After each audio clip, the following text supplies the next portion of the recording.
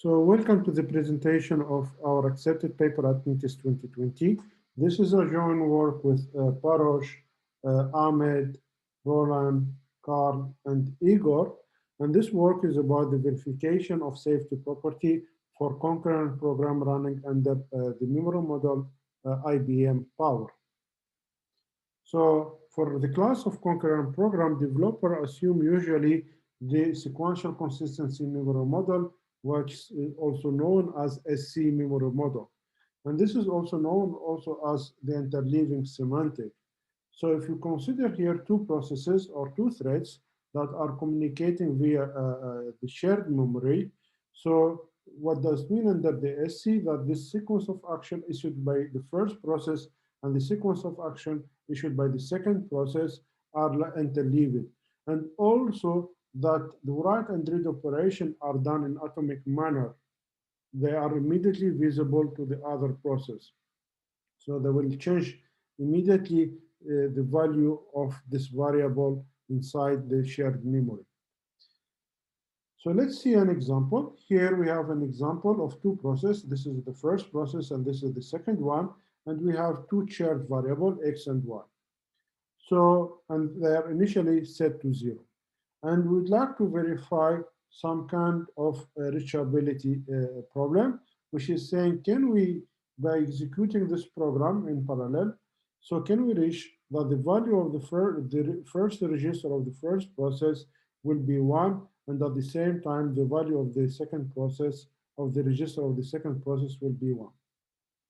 And this is similar to the verification of mutual exclusion property, because this is similar to the Decker mutual exclusion protocol. And here, this means that can we reach a state here where these two processes are executing their critical section at the same time. So let's assume initially that these two registers are set to 0, So under the interleaving semantic or under a C, we can see that either the program will start by executing this read or this one. So assume that it will start by executing this read here.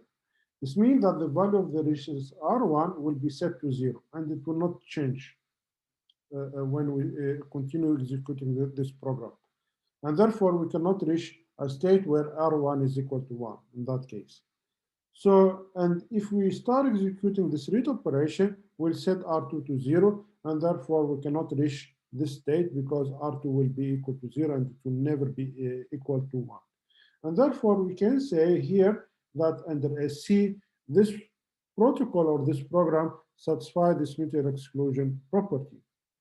But if we run this program under a modern architecture like ARM IBM, we can see that there will be some violation of this mutual exclusion property, or that this state is reachable. And why?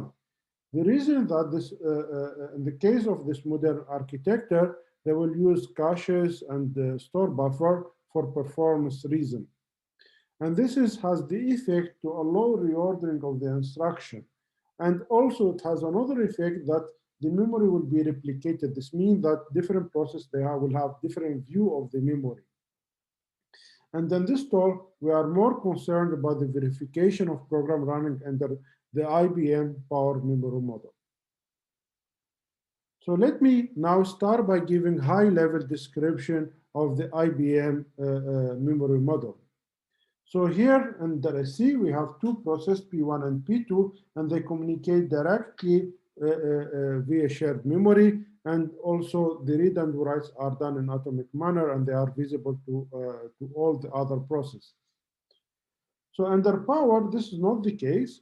We have the memory is somehow local to each process. So process P1 has its own view, local view of the memory, while process P2 has its own also view of the memory. And also the execution of instruction, we said under C that they will be executed in atomic manner. Here they will be executed in 4 steps or 4 phases. I will show only 3 phases during this talk. So initially the instruction will be fetched, and there is some missing here step, which is initialization. And once it has been initialized, and we know that everything which is depending on this instruction has been committed, we can commit this instruction. This means that we'll change the memory associated with the first process P1, and also this this instruction also can be propagated to the memory of P2, and therefore we have this 4 phases, and here only 3 phases are shown per instruction. So let's take the previous example. So fetching can be done in non-deterministic manner by any process. So assume that the second process will fetch the first read operation of y. So, and then it will be set in this pending set of instruction. And this is, you see here, when we have fetched, we have not initialized the value of y. We didn't have not done the read operation right now, and we don't know what the value of y right now. So then he can also fetch the second write operation, and then he will add it to the set of pending instruction of the second process. So here what we can see here that there is some data dependency. So this write instruction is dependent on the read instruction via this second register. And therefore we cannot commit this write before committing this read. Now this first process can also fetch its read operation, and then of course he can go on, and then next he will try to fetch his write instruction of y. But in this case, you can see here that this write operation is independent of this read operation. There is no data dependency, there is no control dependency, and there is no address dependency. And therefore, this process now can commit this write operation before committing this read operation. And so what he does now, he will try to commit this write instruction, and therefore he will change the value of y inside his local memory. And of course, in non-deterministic manner, this y will be propagated to the memory of the second process, modulo that we satisfy some constraints over the coherence order that I will not talk about them during this talk. So let's assume that this has been propagated to the second process. And then, of course, now the second process would like to initialize this, this instruction. And therefore, here we don't know the value of y. And now he wants to initialize that value of y. And therefore, he will try to commit this read and then read that the value of y is equal to 1, because I am not showing the initialization phase here. So he will read that the value of y is equal to 1, and therefore he will try now to commit this read, and of course initialize the register here, the second register to 1. Once this has been committed, now he can commit this write instruction. And we know that the value of the register is equal to 1, and therefore here we commit this write instruction and we set x to 1 and the local view of the second process. Now this write can be propagated to the first process, and this can be done also in non-deterministic manner. So, and then of course, the process now can also decide to commit this read instruction by reading the value which is inside his local view of the memory, and therefore the first register get initialized to 1 or set to 1. And therefore we see that after this commit, the first register gets the value 1. And as we see here, we can see that the first register has 1 and the second register has 1. And therefore, there is a violation of this meter exclusion property, as I talked about before, or that this state is reachable when we run this program under the power memory model. So what is this contribution of this paper? We show mainly that the reachability problem for finite state program running under the power memory model is undecidable. And this is even holds when we have bounded data domain, finite number of shared variable. And the proof is done by reduction to the reachability problem for FIFO perfect machine or communicating machine through FIFO channels. So let me now describe what is a FIFO perfect machine. In this case, I am considering a subclass of this communicating machines. So usually we have multiple processes communicating through multiple channels, but since the indecidability holds already for one process and one channel, I am only showing the case of one process and one channel. And if you consider multiple process and multiple channel, this is a model for asynchronous communication protocols. So this is a finite state process. And also this is a channel. And of course, this channel is unbounded and perfect in the sense that message cannot be lost. And this is the finite message alphabet. And we assume that the finite message alphabet does not contain zero. And we need it when we do this reduction, we'll use zero. And therefore here I assume without loss of generality that the finite message alphabet does not contain zero. Now, for the process model is a finite state automata where the labels are labeled by send or receive operation. So let me try to explain more. So we have finite number of states here. And also we have two types of transition, the receive transition and the send transition. Now, what's a configuration? A configuration is the current control state of that process plus the content of the channel. So first the control state and then the channel content.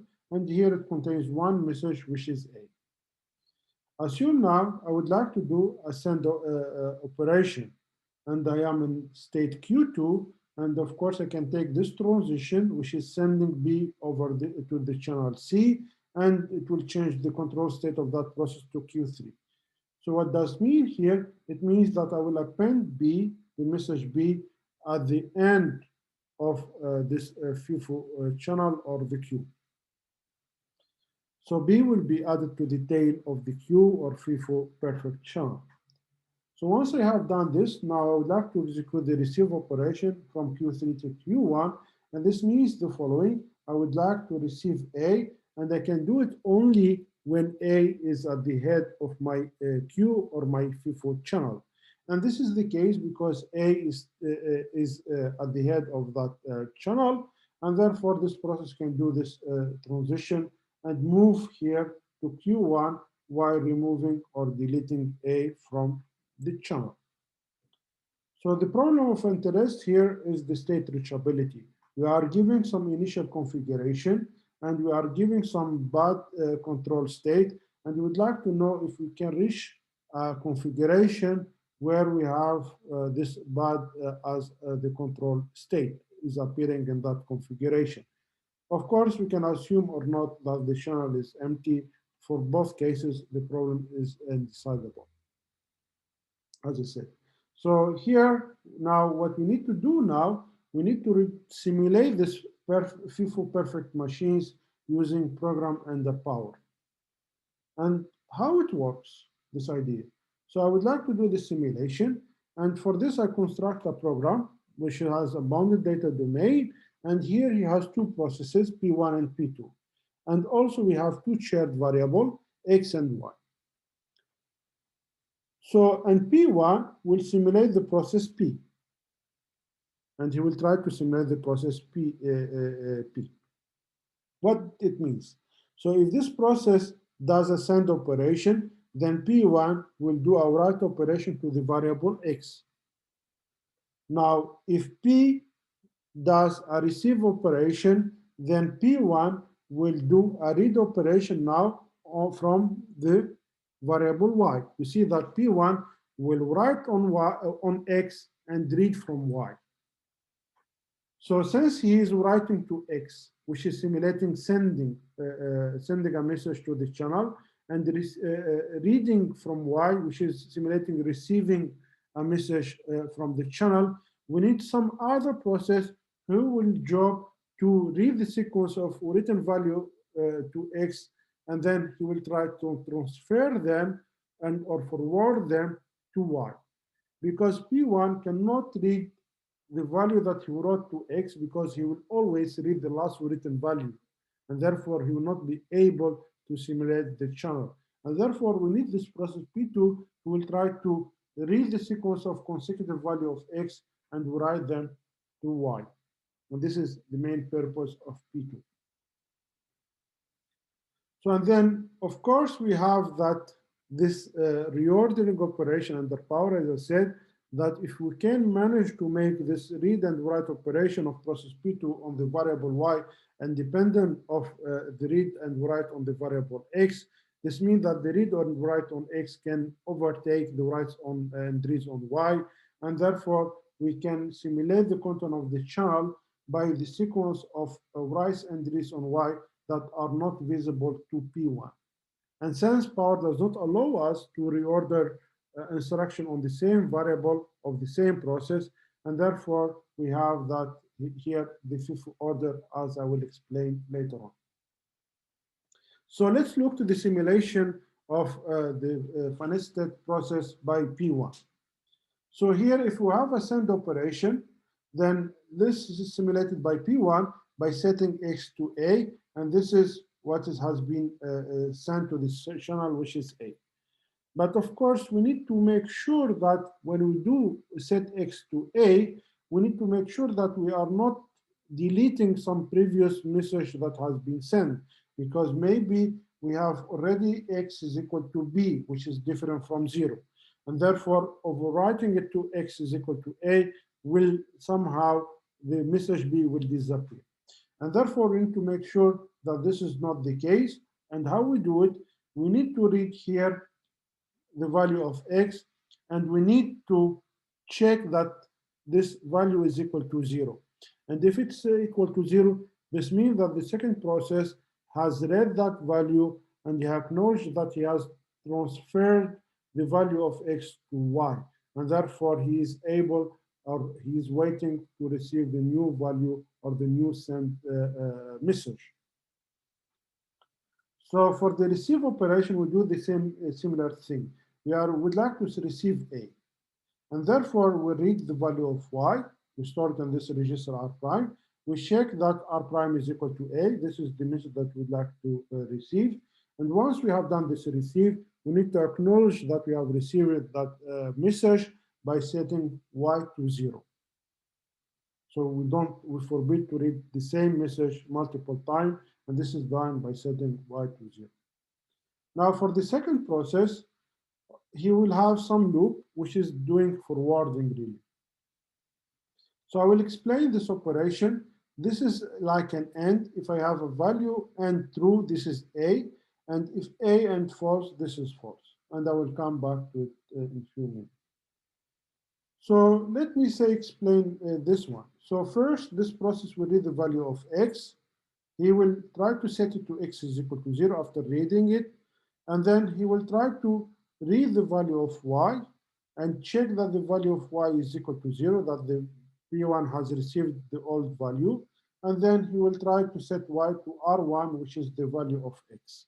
So you just read X and write it to Y, while resetting X to forbid to read it twice, and also make sure that the other process has already read the previous send message. So now we can see that since P2 cannot reorder instruction on the same variable, therefore here you see that each time you read a value of X, you will write it to Y, and therefore the sequence of read value of X is exactly the same sequence as written value of Y. Also, that these two instructions here are independent of the remaining ones. There is no control dependency, there is no data dependency, there is no address dependency, and therefore these two can be done earlier than all the other ones, and the other ones can be stored in this pending set of instructions, while we are able to commit these two instructions. And this one, this flag here, or this register, will make sure that we read each value exactly once. What does it mean here? If we read the value of X, we need to make sure that this is a new value of X, and this means that this corresponds to our message. So if this one X is equal to 0, then R0 will be false. In that case, it will remain inside this loop false. And therefore, we'll set always Y to false, and therefore the simulation will stop. Here also, when we read y, we need to make sure that y is equal to 0. If it's not the case, this will be false, and then we'll set y to false. So this makes sure that always when we do the read operation or the write operation, we are well synchronized with the first process. So, and this is what does mean here, for example, that the value written back has been already read by the process P1. So this is the main idea of the reduction. Now I reach the conclusion. So here in this paper, we have shown the indecisibility of the reachability problem for program running in the power memory model. And as future work is, we have seen that this problem is undecidable. But you see that for a C reachability problem for sequential consistency is P-space complete. You see that the complexity jumps from P-space complete to indecisibility. And therefore, an interesting problem here to identify a subclass of a program for which the verification under the power memory model is decidable, and what will be the complexity of checking the reachability problem for this class of programs. So this is the end of my talk. If you have any question, you can send me an email to this mailing address. And thanks a lot for listening to my talk.